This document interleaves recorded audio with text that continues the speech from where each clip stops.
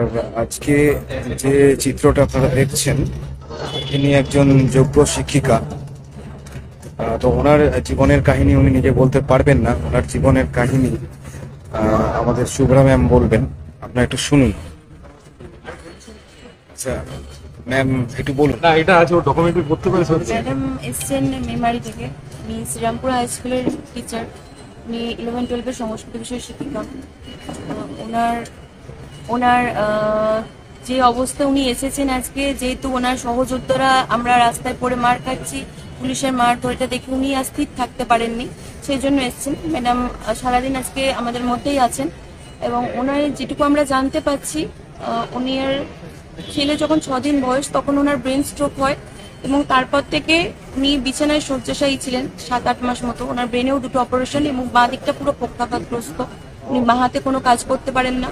Madam school যাচ্ছেন, বলেন যে ওনার বাড়ি থেকে ওনার যা সম্পর্কিত তিনি স্কুলে যান এবং উনি কিছু মনে রাখতে পারছেন না বর্তমান সিচুয়েশনে। এবং যখন আমাদের রায়টা বের হয় তারপর উনি এই মানসিক চাপ নিতে পারেননি এবং ডাক্তাররা বারবার ওনাকে বলছে যে কোনো রকম মানসিক চাপ দেওয়া যাবে না।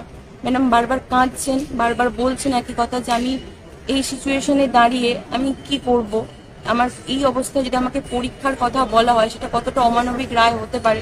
কারণ উনি স্কুলে যান, বাচ্চাদের পড়ান, বাচ্চাদের পড়াতে পড়াতে ওনার মাঝে মাঝে মনে হয় যে আরেকটু চর্চা করলে বোধহয় ভালো হতো। উনি সেটা বাড়িতে আরেকবার পড়েন, পড়ে বারবার উনি সেটাকে পড়েন, পড়ে তবে বাচ্চাদেরকে পড়াতে পারেন। কারণ ওনার মানসিক স্থিতিটা এখন এই মুহূর্তে এবং আমাদের রায়টা বেরোনোর পর ওনার মানসিক স্থিতি আরো ক্রমশ খারাপের দিকে চলে যাচ্ছে। ওনার হাজবেন্ডও সঙ্গে এসেছেন, তিনি সেই দাদাও বলছিলেন যে কতটা প্রেশার ওনার উপর এবং একটা হিউজ অ্যামাউন্ট ওনাদের লোন নেওয়া আছে এবং কিছু মানুষ ওনাদের ফ্যামিলি মেম্বাররা ওনাদেরকে টাকাও ধার দিয়েছে এই চিকিৎসার জন্য, প্রায় 35 লাখের কাছাকাছি।